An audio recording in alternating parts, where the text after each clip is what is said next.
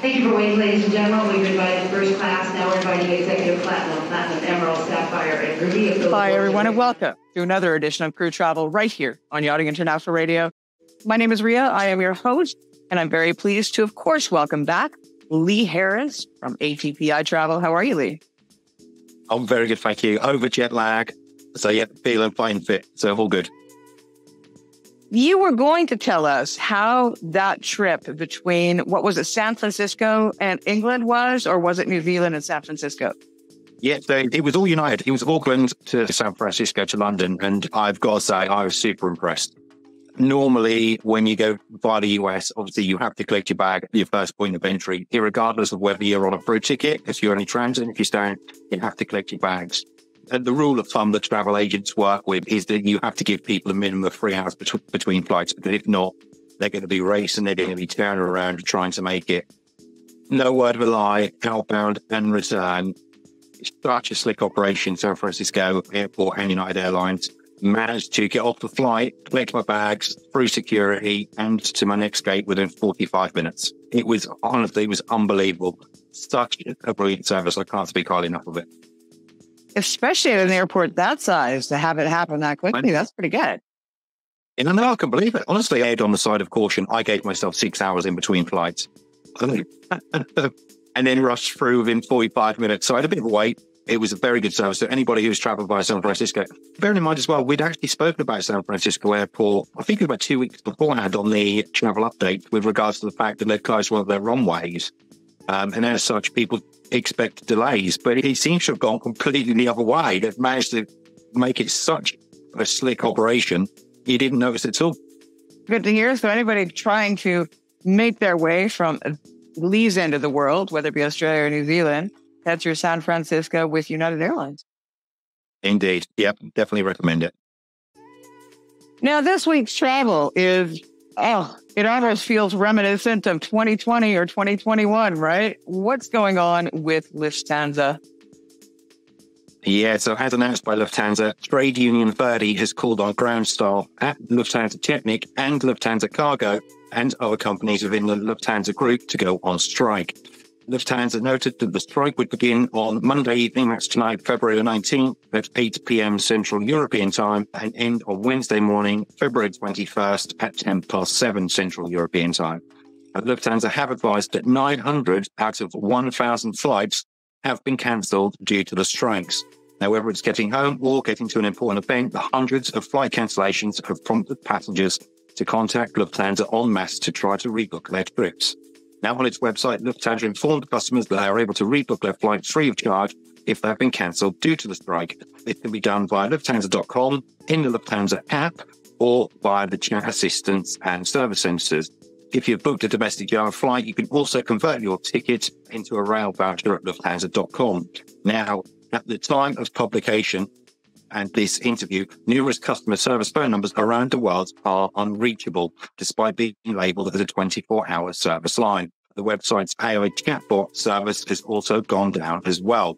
Basically, this situation is the perfect example as to why booking through a travel management company can make rebooking or cancelling your flights considerably easier and less time-consuming. Anybody who has booked direct with the airline or through one of those cost-scraping websites, all I'm going to say to you is good luck. You're going to be on the phone for quite some time.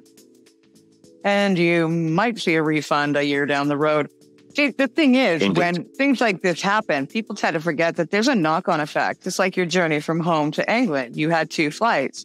So if you miss that one flight, that next flight, you're going to miss. If it's a 3-flight journey, you've just lost all 3 flights, or you're stranded in the middle of your entire journey. It gets a little bit hairy. It can do, especially, and like you say, if it's a 2-flight, and only 1 flight is Lufthansa, and your other ticket is with, I don't know, say Virgin Airlines or British Airways, and it's split ticketing. Virgin or British Airways, they don't care whether your first flight's been cancelled or not. If you're not arriving for that flight, you're going to lose it. It can be a real nightmare. But let's not make too bad about it, especially if 900 out of 1,000 flights have been cancelled. That's a lot of people you've got to get rebooked. So don't necessarily think you're going to be getting on that next flight that's going, because they've got to accommodate a lot of people. Yeah, no kidding. And we're going to carry on with U.S. Airlines. More action going on there. Yeah, so travel from Dublin, Ireland to the US could become increasingly more difficult in the not too distant future. Airlines have threatened to pull out from Dublin Airport due to the delay in the decision to increase the total passenger cap. Airport planners are stuck between a rock and a hard place as other groups push for the passenger cap to be refused. Now, the decision to increase the passenger cap by 25%, so from 32 million passengers to 40 million, has been on the docket for a few years. Still, a formal submission has yet to be made by the Dublin Airport Authority, who have stated hardships caused by the 2008 global recession and the pandemic causing the delay. Now, according to the Irish Independent newspaper, the latest group to pressure the Planning Council is the powerful US industry group Airlines for America. They represent passenger airlines such as American Airlines, United Airlines, and Delta Airlines. The group has said that if permission to increase the passenger cap is denied, it will leave Dublin Airport and Ireland and bring other multinational operations with it. Also, on top of that, the IAG group, which has British Airways, Aer Lingus, Vueling, and Iberia, also share the same sentiments, stating they will also pull out of the airport or severely limit operations if the cap is not increased. Now, this news story is due to rumble on for quite a while longer, I would imagine. So we will keep you on top of further developments here on Yacht Crew Travel. I imagine the decision makers are probably too busy down at the local pub to make a decision. I would imagine so. If they're still harping back to the 2008 recession, they're really pushing it, aren't they? Yeah. Anyway, carrying on. I'm not in the right space to do anything political today because my brain isn't working at full function. And Qantas Airlines issues. Yeah, more strike action, unfortunately. The dispute between Qantas subsidiary Network Aviation and the majority of its pilots took an almost farcical turn yesterday when the pilots' union advised Qantas of another 24-hour stoppage, this time on Thursday, February the 22nd. Now, given what's happened in the last week, there is nothing to suggest that this one-day stoppage may not turn into a more extended series of one-day strikes. For now, however, action is confirmed only for next Thursday. Whilst the Qantas pilots union are already in the middle of a 6-day strike, which is due to end today on Monday, the 19th of February, the new 24-hour strike is due to start on Thursday, 1 minute past midnight. Obviously, again, any crew travelling with Qantas this week and in all honesty, the foreseeable future, please make sure to keep in close contact with the airline and your travel management company for the latest updates with regards to your flight status. Qantas are a mess at the moment. There's strikes happening galore. Like I said, they're in the middle of a 6-day strike. The 6-day strike started off as a 1-day strike, then turned to a 3-day strike, and ended up at a 6-day strike. And ends today with a new strike happening on Thursday. It's a complete and utter mess with Qantas. So if anybody flying for them, make sure you stay in close contact with the airline and with your travel provider. Yeah, I tend to think that all of these airlines, pretty much every company, corporation on the face of the planet, they're so concerned about paying their shareholders or their corporate profits that they forget that they wouldn't have a company if it weren't for those that make that company operate. It's the same in yachting. If you don't have crew, you don't have an industry. And what do I always say? If you want to avoid a strike, hey, people, you've got it. I know it. Absolutely ridiculous. Anyways, I did say I wasn't going to get political. And Vueling has some news.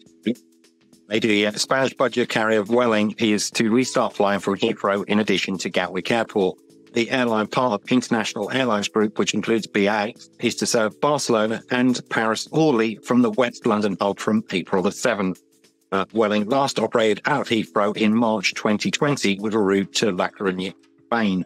And it marks a significant expansion of the airline's footprint beyond its main UK hub at London Gatwick. Barcelona Airport, Vueling's primary hub, will be served with 2 flights a day, in addition to 8 daily flights from Gatwick. And the Paris-Orly route is new to Heathrow and is being introduced in time for the upcoming Olympic Games in France. Daily flights will be offered by the airline. And of course, I just want to let everybody out there know that if you have any crew questions, you can always contact Lee. We'll give all of his information below this interview when it airs because, hey, he's the man and he will air the next crew travel or, of course, answer you right away if it's pertinent information that needs answering now.